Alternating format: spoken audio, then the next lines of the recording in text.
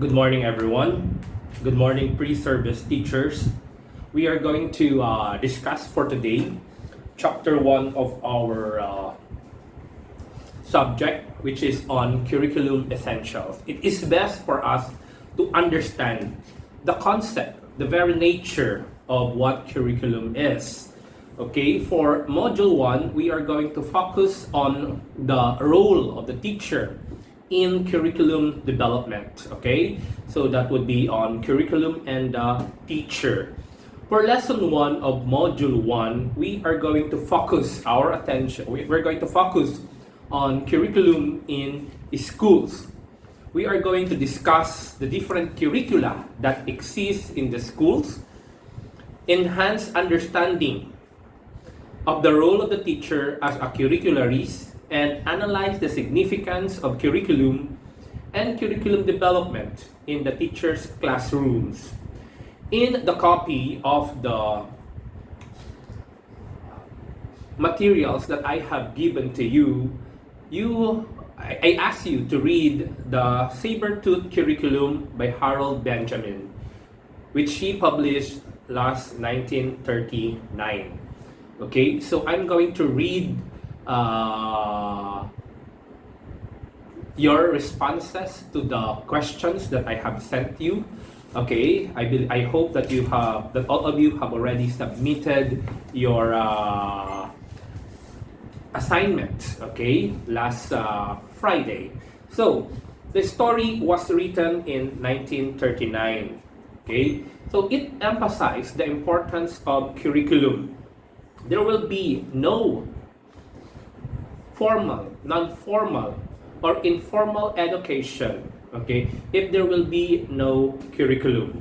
Classrooms will be empty. There will be no teachers. There will be no students if there are no curricula that exist. Teachers, students will have nothing to do. Curriculum, as they say, is at the heart of the teaching profession. Okay?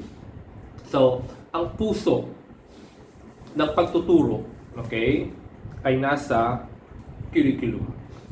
Okay, every teacher must need a guide. This guide is through the curriculum. Students also need a guide, okay, in order for them to have an idea as to the direction, okay, of their learning journey. In the Philippines, we have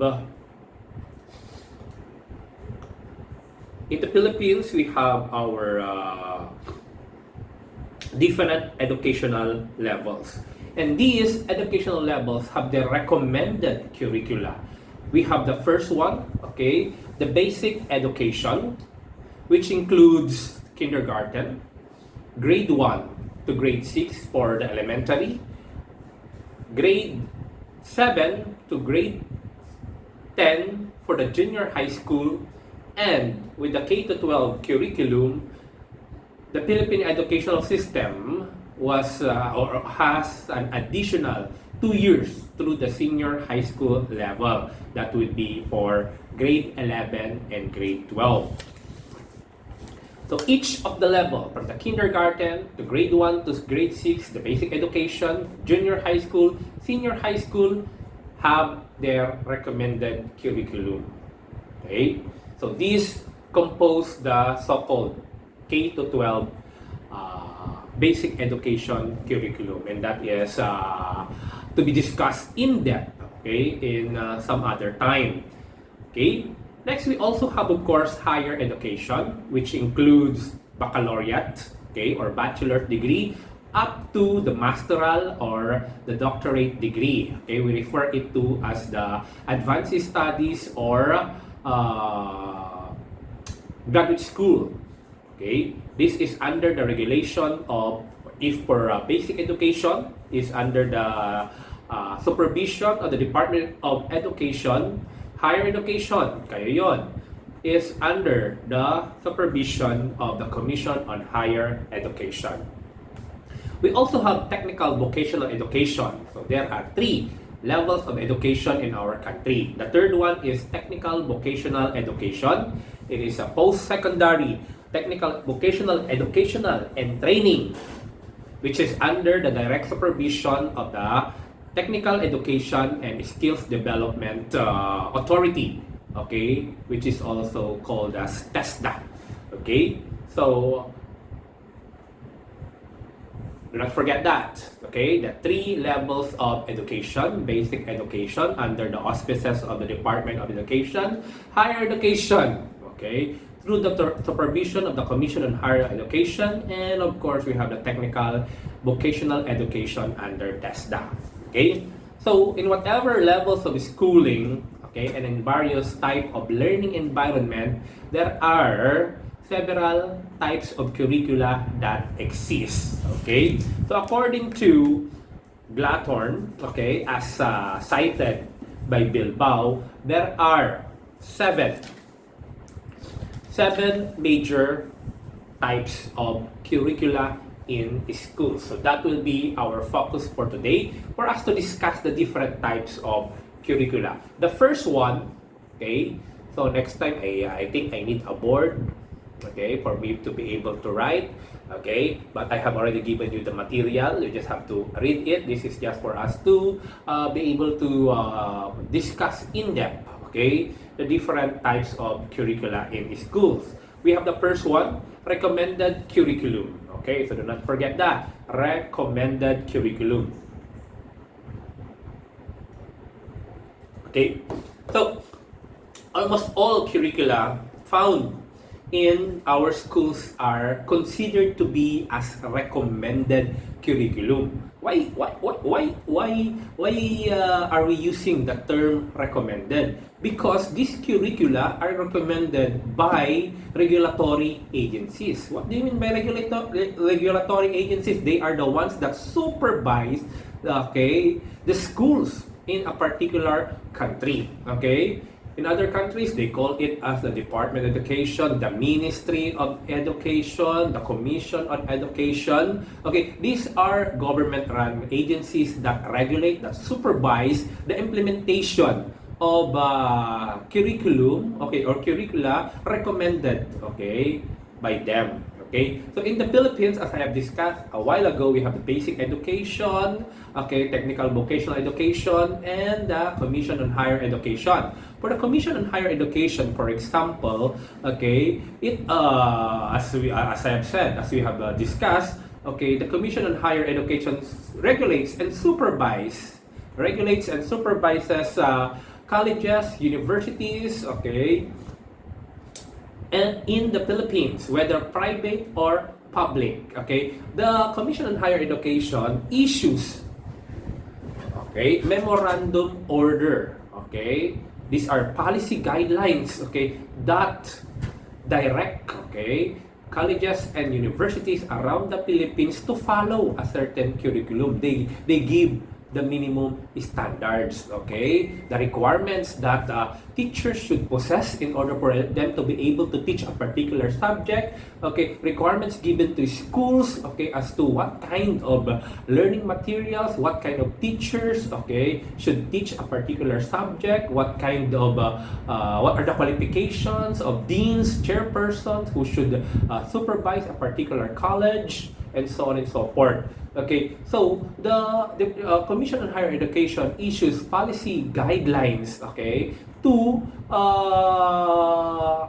for schools, okay, for colleges and universities to meet, okay, minimum standards in order for them to be able to implement, okay, or offer a particular degree or program. For example,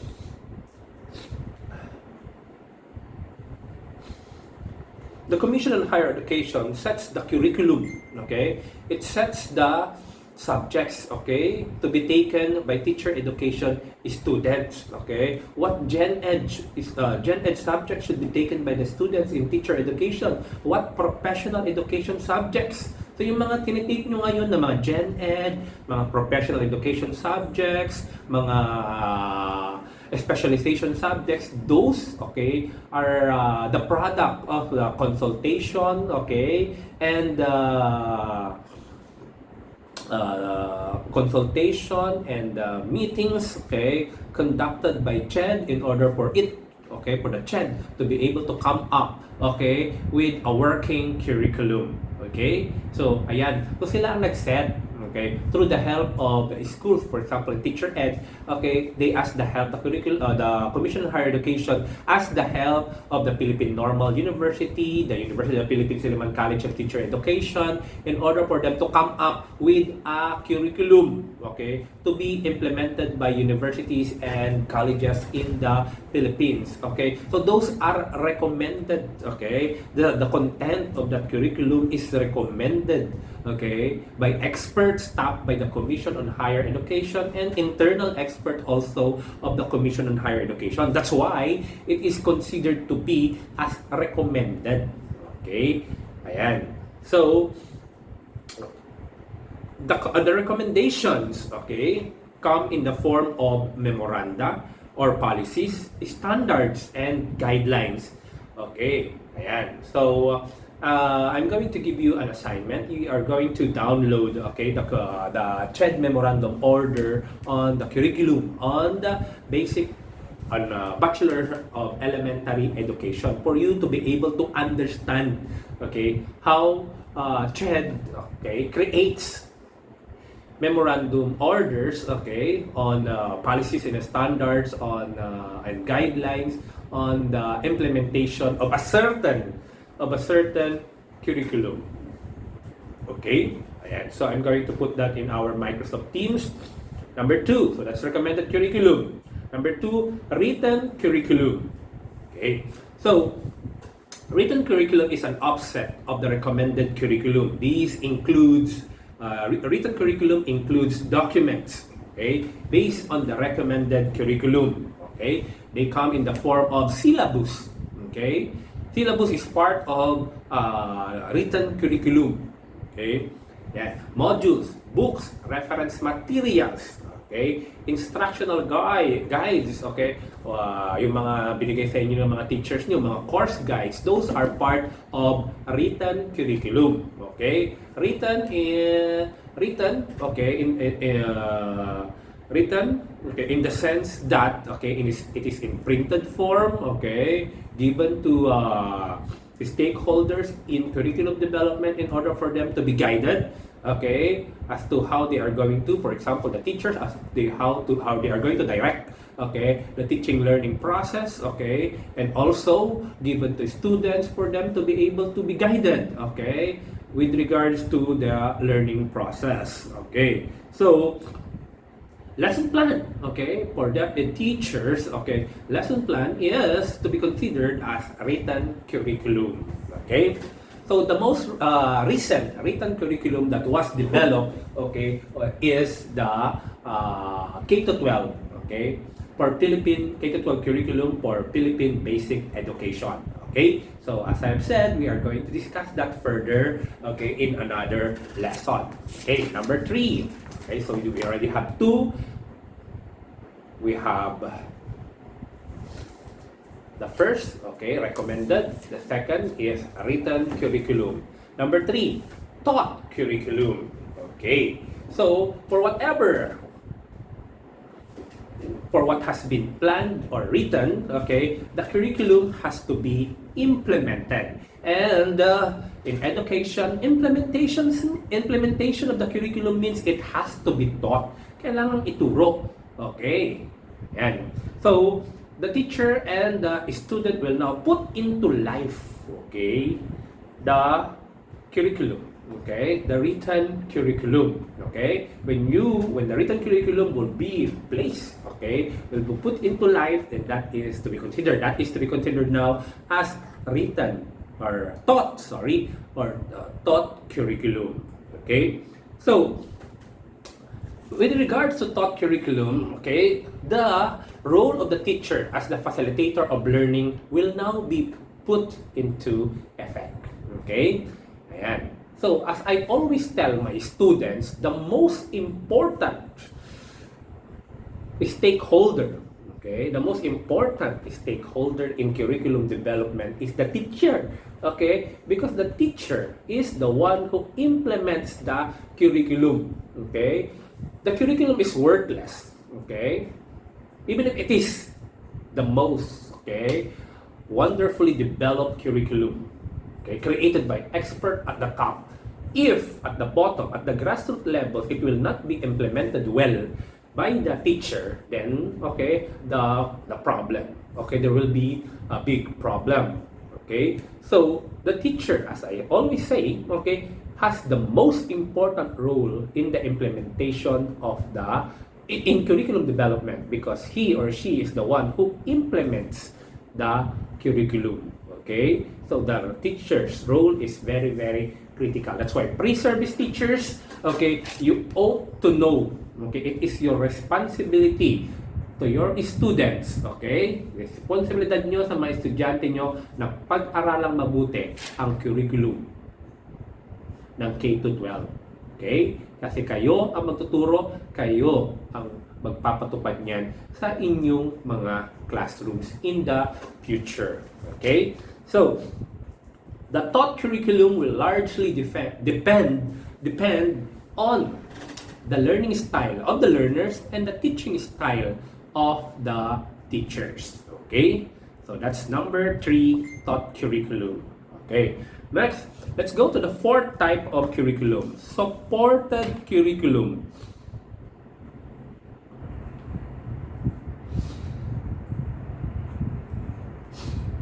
Supported curriculum.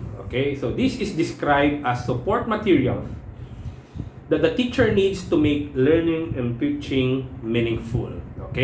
Support material. So here you have the curriculum. Now, how are you going to implement it? Of course, you need materials to support learning. That's why you call it as a support material, such as books, charts, posters, worksheets, non-print materials like PowerPoint presentation, video lectures such as this one, podcasts, audiovisual materials, so these are what we call as the materials that belongs to what we call as supported curriculum, that gives meaning to the concept of supported curriculum.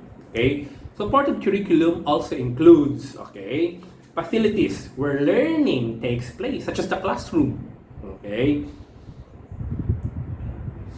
and even outside the four-walled classroom.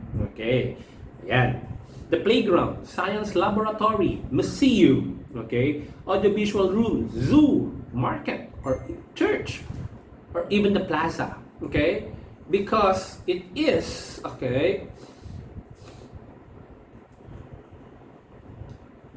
it is a fact that learning is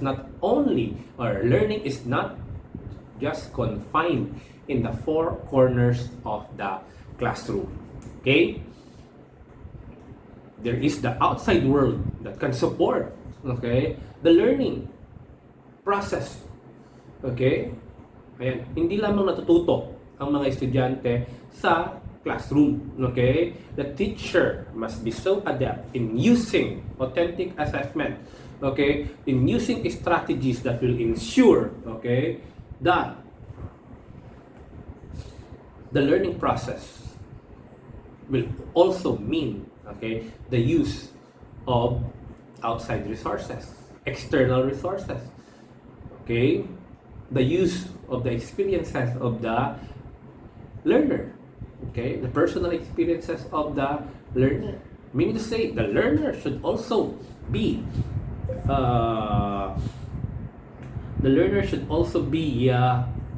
able to understand how to relate learning, how to relate what he learned in the classroom through real life experiences.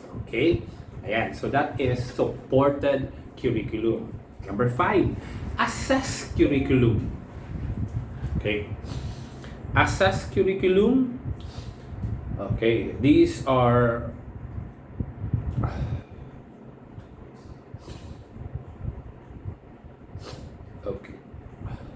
Wait lang.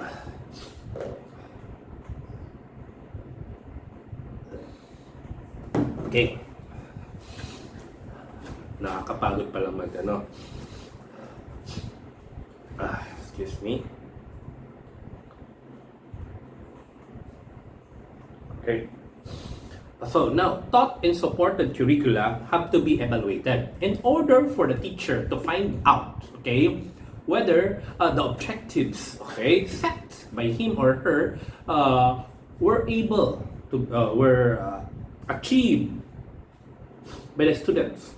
Okay, this is the part of the curriculum wherein